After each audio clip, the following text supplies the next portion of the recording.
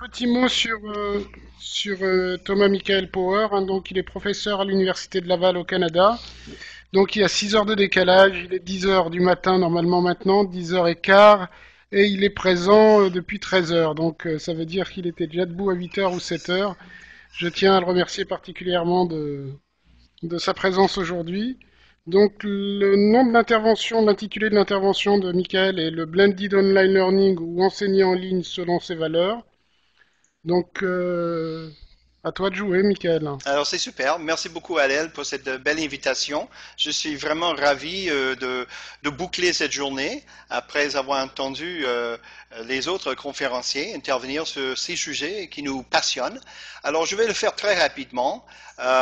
Écoutez, voici un peu mon milieu de travail. C'est une grande campus universitaire, la plus ancienne université du Canada, avec 40 000 étudiants, 8 à 10 000 étudiants à distance. Et évidemment, ce qui fait notre grand honneur ici au Canada, c'est d'être les champions de football, football américain, dis-je. Alors, ça nous place sur l'échiquier nord-américain. Nous sommes aussi, disons, pas mal impliqués dans la formation en ligne, étant la plus grande université bimodale au Canada, avec, comme vous voyez là, 70 programmes, 700 cours, et ça augmente constamment. Ensuite, quels sont les choix qui s'offrent aux professeurs d'université? Alors là, je vais parler un petit peu du point de vue des professeurs d'université, mais je crois qu'il y a une certaine implication pour les gens qui travaillent en entreprise, comme vous verrez.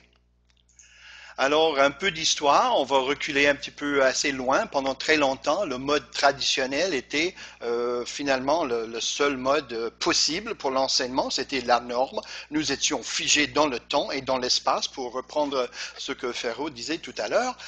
On n'avait aucun choix, ben voilà, très rapidement, hein, le vide de l'esprit, on se disait, mais ça se vit hic et nunc, ici et maintenant. Alors, depuis le 12e siècle, l'université, ça a toujours été un lieu d'échange, de débat, d'argumentation aussi. On ne pouvait pas imaginer faire ça autrement. Puis ensuite, on s'est fait tasser, on s'est donné de nouvelles modalités, donc l'Université de Londres, l'Université de Chicago, différentes universités universitaires, souvent des individus un peu bizarres, excentriques, qui ont dit, mais écoutez, on peut quand même permettre à des étudiants qui ne sont pas sur place à peut-être avoir accès à ce que nous offrons. Et ainsi est venue la formation l'InfoAD, comme vous voyez très bien, donc une espèce de rupture aux antipodes de l'enseignement traditionnel, figé dans le temps, figé dans l'espace. Et là, c'est devenu, vous étudiez à temps partiel, vous faites à votre temps, vous faites à votre rythme, une très grande liberté.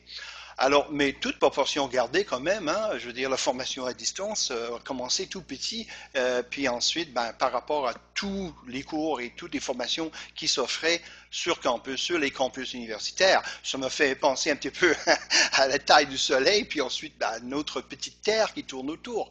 Mais quand même, ça a ouvert une brèche et ça a permis cette notion de se former n'importe où, et aussi, hein, c'était aux antipodes des études sur campus. Donc, n'importe où.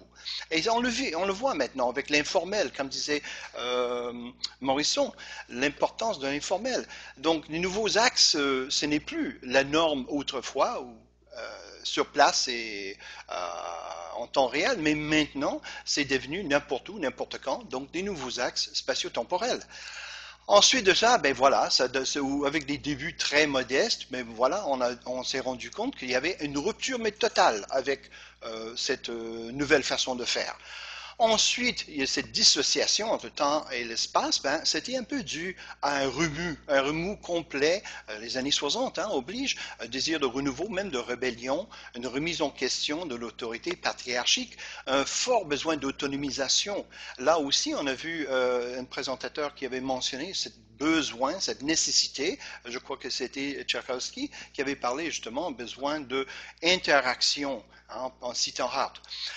Donc ensuite, la technologie galopante nous a obligés, nous a permis de ouvrir les portes de l'université, mais cela a permis donc un accès accru aux études, mais cet accès a causé des problèmes. Comment gérer cette masse d'étudiants? Alors, et on a développé avec cette technologie la formation en ligne. On a vu arriver dans les années où on fait 25 ans de la toile, donc 15-20 ans maximum. Ce qui était différent par rapport à la formation en ligne, formation à distance, c'était en mode asynchrone toujours, hein, mais en cohorte. Donc, ça calquait un petit peu le modèle universitaire. Il y a comme un rapprochement avec le milieu universitaire traditionnel. Donc, grâce aux TIC, ce sont les TIC qui ont ouvert cette porte-là. Maintenant, c'était la révolution informatique, voilà, je viens de mentionner la toile, l'accessibilité abordable grâce à une technologie de pointe, l'impensable devient une réalité soudainement. On a accès, en parlant des étudiants.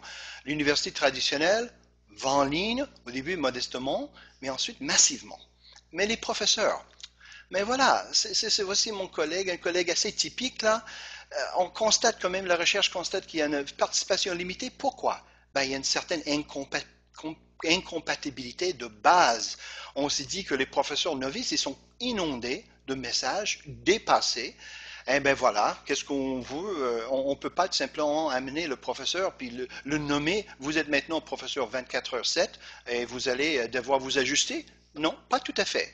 Donc, il y a un écart de valeur. Hein, l'administration d'un côté, les professeurs de l'autre, hein, plutôt les professeurs de ce côté-là, et l'administration, je dois faire l'inverse, un clivage de valeur. Et je crois que ce clivage est important. Les professeurs ont toujours défendu la qualité de la formation, on le sait très bien, c'est notre devoir. L'administration, quand même, doit boucler les fins de mois. Et donc, le coût-efficacité, comme disait le Chlorec, l'importance de la rentabilité. Nous devons, en tant que spécialistes, apporter des solutions rentables. Donc, ce clivage-là était un peu dans ce sens-là. D'un côté, on est défenseurs de la qualité, du maintien de certaines normes, et de l'autre côté, les avocats de coût-efficacité, qu'il faut absolument rompre les clivages du passé. Il faut créer des nouvelles bases pour la société et une plus grande accessibilité. Donc là, on voit une différence de valeur, de besoins et de priorités. Ainsi est né, selon mon analyse, les modes hybrides. Ce sont des modèles de compromis. Parce que devant cette isolation, hein, des solutions aux antipodes, il fallait trouver des manières de composer avec cela, de créer des modèles de compromis. C'était en réaction aux limites de la formation en ligne et en mode asynchrone. Les professeurs qui se sentaient complètement dépossédés, comme disait Dreyfus, il parlait d'aliénation culturelle pour les professeurs. Alors, ainsi est née cette notion de formation hybride, c'est-à-dire le blended learning, 50% plus ou moins sur campus, 50% plus ou moins en ligne. C'est en réaction directe aux limites de la formation en ligne en mode asynchrone. Ah, donc, cette réaction-là, on l'a vu, c'est un compromis entre les professeurs et leurs besoins, leurs priorités en termes de qualité, et un compromis avec les administrateurs qui se disaient, écoutez, devant les faits, nous devons faire quelque chose. Les gens qui frappent à la porte, on ne peut pas leur garder la porte fermée. Donc c'était aussi, cette mode hybride, c'est une manière douce d'amener les professeurs vers une utilisation de la technologie, mais graduellement, sans les aliéner, quoi. Puis ensuite, c'est un modèle forcément de compromis. Et le problème avec le blended learning, c'est-à-dire qui oblige toujours les étudiants à venir sur campus quand même pour une partie de leur formation, c'est que l'étudiant à distance traditionnel est écarté. Alors celui qui avait fait des gains grâce à la FOAD, là il est complètement écarté parce qu'il doit revenir sur campus. C'est pas une solution. Et là, on voit, on n'a pas tous les mêmes valeurs, on n'a pas les mêmes priorités. Autant on veut avancer la qualité, on veut maintenir le coût-efficacité, mais aussi la question de l'accessibilité. Bon, devant tout cela, nous avons différentes solutions, mais il n'y a pas eu de solution qui réunissait tout le monde, qui permettait à tout le monde d'être quitte, quoi. Alors, c'est là où on pose la question comment répondre aux demandes des trois groupes. Et voici une solution sur laquelle je travaille depuis quelques années, ce que j'appelle le Blended Online Learning. Donc, c'est une mixité technologique. Je ne parle pas du point de vue philosophique, là. Uniquement une solution technologique qui a probablement des implications philosophiques. Mais donc le mode hybride en ligne. Alors, qu'est-ce que c'est? Mais en toute simplicité, puisque je veux respecter l'horaire, le synchrone est jumelé, hein, voilà, avec des beaux invités, avec l'asynchrone. Donc, un site web de base que tous les professeurs ont, hein, où ils se donnent, en utilisant une salle de classe qui leur permet d'interagir avec leurs étudiants, tout simplement. Et voilà, il est revenu. Donc, le blended learning, selon mes valeurs, pour moi, ça me permet d'établir, de maintenir une relation, une véritable relation didactique avec mes étudiants. On peut échanger, voilà, tout simplement. Ensuite de ça, on dialogue à chaque semaine directement avec les étudiants, comme je faisais sur campus. Ça nous permet de garder le contact, donc ça brise, ça rompt l'isolement de l'apprentissage de la formation en ligne. Puis ça me permet d'assumer plutôt, je devais assumer mes responsabilités comme je les comprends, celle de guider mes étudiants vers l'acquisition de leurs connaissances. Et pour moi, c'est un modèle qui est viable à long terme, surtout en tenant compte des besoins des trois populations. Alors voilà les 5 modes. Les problèmes avec le traditionnel, problème d'accès. Les universités étant fermées sur elles-mêmes. Ensuite de ça, on a vu avec le FOAD et l'en ligne, problème de qualité, problème d'isolement. Et ensuite, avec l'hybride, problème encore d'accès qui revient, les étudiants qui doivent venir sur campus. L'hybride, ce que ça permet, l'hybride en ligne, ça donne une accessibilité accrue, tout est en ligne. Les professeurs, pour eux, ça leur permet ce dialogue, ça leur permet de connaître les étudiants, au lieu d'être simplement des numéros. Et pour les coûts efficacité, voilà, ça va faire plaisir à le CLOEC, parce que ça nous coûte environ 3 $, c'est-à-dire 2 € par session, par 3 mois, pour inscrire un nouvel étudiant. Donc, ce n'est pas beaucoup.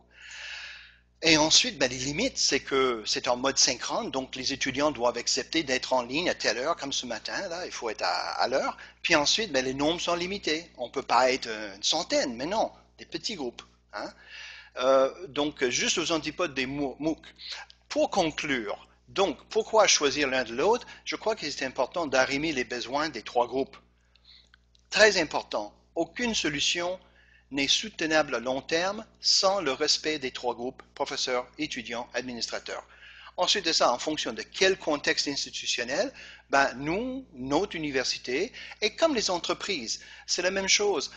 Les entreprises tendent vers l'international, les grandes entreprises surtout, ils ont des gens formés partout. Ce sont des entreprises bimodales dans le sens qu'il y a de la formation qui se place, il y a de l'informel, mais aussi il y a un besoin de faire la formation en ligne, mais sans perdre la dimension humaine. Ensuite, en fonction de quelle pédagogie, une pédagogie active, axée sur la participation des gens. En fonction de quelle valeur partagée, il faut de la qualité, ce que nous faisons. Il faut aussi l'accessibilité. Si on n'a pas accès, à quoi bon? Et ensuite, il faut que ce soit des solutions dont le ratio de coût-efficacité est raisonnable. Ensuite, en fonction de quel but à long terme, c'est la pérennisation de l'établissement, que ce soit une compagnie, que ce soit une université, peu importe. Bon, c'est tout. J'espère que je suis arrivé dans mon temps, cher Allel, puisque c'est ce qu'il faut faire. Tu es trop fort, j'applaudis.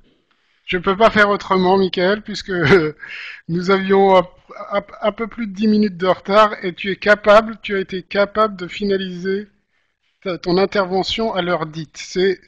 Vous êtes trop forts, les Canadiens. Voilà. Et de faire les choses comme il faut, quoi. Merci, Michael. Alors, peut-être quelques questions pour échanger, on est sur le temps imparti largement. Alors, alors, Franck Bonamy qui pose la question, combien d'enseignants utilisent-ils ce modèle? Le modèle que tu viens de nous présenter, Michael. Aucune idée. Aucune espèce d'idée. Nous avons commencé à faire ça il y a à peu près... j'ai commencé à écouter en 98. J'ai commencé à publier dans les années 2000, commencé à en parler, et écoutez, nous s'aimons à tout vent, hein, mais on ne sait pas qui fait quoi, on n'a aucune idée. J'ai des projets pilotes qui se déroulent dans différents pays, mais on ne me dit pas tout. Alors je ne sais pas. J'essaie de rester au courant, mais je ne le suis pas. Hein.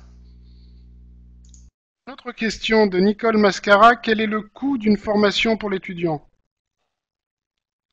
Alors tout à l'heure, je crois que les 2 euros, Donc, tu devais parler du coût pour pour l'université. l'établissement, voilà, 2 euros pour le branchement, pour brancher un étudiant. Maintenant, je dois absolument préciser que c'est aux études supérieures. Donc, c'est pour ça qu'on essaie de garder les nombres inférieurs à 30.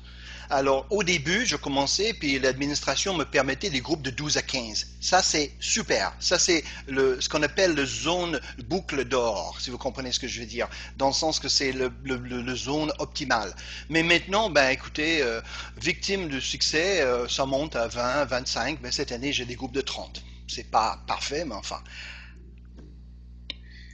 Une autre question de René Tiblemont. Serait-ce un modèle applicable à notre conception européenne de la formation ou privilège Mais d'un les modèle, disons, professeurs qui... anglo-saxon? Ah, écoutez, nous vivons dans un milieu anglo-saxon, nous sommes entourés, ils sont partout. Écoutez, c'est à vous. C'est à vous de décider. Est-ce que ça s'applique chez nous? Partout où vous avez un groupe d'individus, un petit groupe, hein, comme pour les cours de maîtrise et doctorat, c'est super. Parce que c'est des petits nombres, c'est des individus qui sont motivés, alors ils vont prendre le temps de s'offrir une formation en temps réel.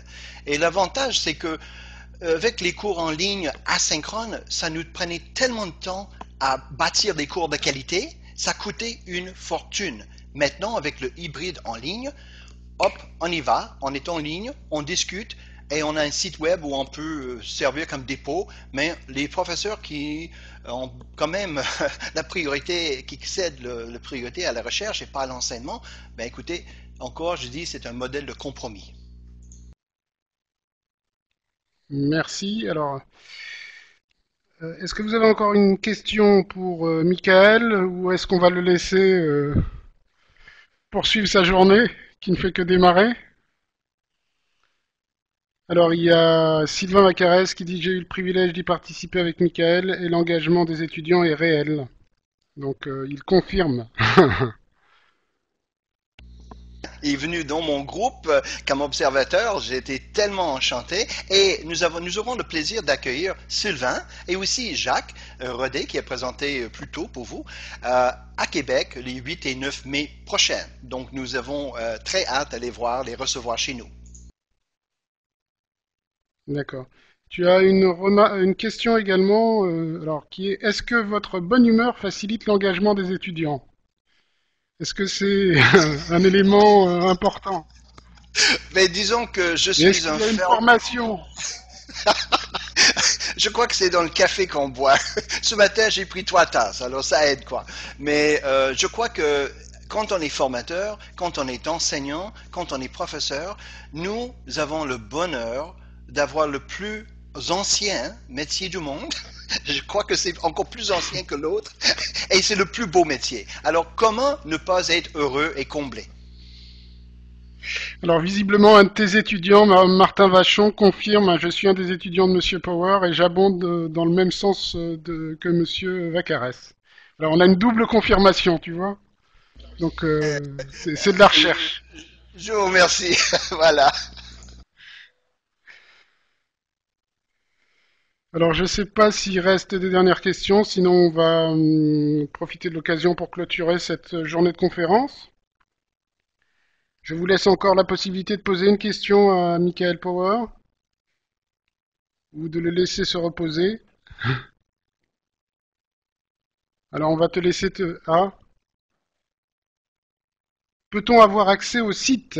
Est-ce qu'il est possible de pouvoir voir comment ça fonctionne chez toi? Meilleure façon hein, d'avoir que se pose un petit problème quand même hein, parce qu'il y a l'aspect confidentiel avec les étudiants, faut obtenir leur consentement. Mais écoutez, j'ai quelques articles écrits, j'ai un autre qui va sortir prochainement, qui est en rédaction finale. C'est ce que j'allais Ouais, je dire. crois que c'est la meilleure façon hein, d'avoir. Je pense que tu as formalisé tout ça, donc si tu as formalisé, on pourra mettre à disposition, ou du moins indiquer les ressources intéressantes par rapport à ce dispositif. Voilà. Donc je vous remercie tous. Je vais commencer à conclure cette journée. Donc je tiens tout d'abord à remercier les intervenants. Alors, je vais peut-être mettre ma caméra si ça marche. Non, c'est pas grave. Donc Je vais commencer par remercier les intervenants, donc les intervenants de ce matin qui ont participé à la séance sur les coûts du e-learning et les intervenants de cet après-midi sur la question du blended learning, hein. Donc je vais les remercier un à un. Donc cet après-midi, on a eu le droit à l'intervention de Jean-François Lecloirec, de Pierre Tcherkowski, de Gabriel Morisson, Adrien Ferraud et l'apothéose avec notre ami Thomas Michael Power. Donc je vous remercie tous un par un. Je tiens à remercier également l'équipe de Scolanet, hein, et ses partenaires, eLearning Touch, Log Learning. Alors je mets le petit document qui va bien, comme ça vous retrouverez chacun. Donc eLearning Touch, Log Learning, l'équipe du master professionnel MFEG, ingénierie e-formation de l'Université de Rennes 1, et nos partenaires techniques également, Classilio, sans qui la conférence n'aurait pas pu se dérouler puisque nous utilisons leur plateforme technique. Voilà. Je vais peut-être demander un dernier mot au président de Scolanet, s'il m'entend. Jean-François. Oui, eh bien, je crois, Voilà. Hélène, oui, tu as remercié tous les partenaires. Alors, je sais pas ce qu'il me reste à faire, sinon à remercier aussi l'ensemble des participants, soit qui ont joué le jeu. Je pense qu'on a eu l'occasion d'entendre plein de choses intéressantes. De remercier les participants, bien sûr, pour à la fois leur participation, mais aussi leur participation active, hein, puisqu'il y a quand même eu des questions tout au long de la journée, et ça permet vraiment d'animer les débats. Écoutez, voilà, c'était des nouvelles Tout à rencontres, fait, c'est un nouveau format. Voilà, je sais pas où est-ce qu'on sera l'année prochaine, si on les fera en présentiel, en virtuel ou peut-être en blended learning. Voilà, c'est peut-être une piste de plus à explorer. Et en tout cas, on est ravi de pouvoir organiser cette journée à nouveau. Et puis, vous aurez l'occasion de la retrouver et de la partager, je l'espère, sur l'ensemble des réseaux sociaux par les vidéos qui seront prochainement mises en ligne. oui, Voilà. peut-être un dernier mot. Donc, vous recevrez tous un mail lorsque la conférence, pardon, excusez-moi, lorsque la conférence sera finalisée et mise en ligne, vous recevrez tous un petit mail, hein. Je m'associe également à Jean-François pour remercier tous les participants et les questions qu'ils ont pu poser qui ont enrichi notre réflexion aujourd'hui. Voilà, je vous souhaite une bonne fin de journée, une bonne soirée et à très bientôt pour les 5e rencontres bretonnes des tissés du e-learning.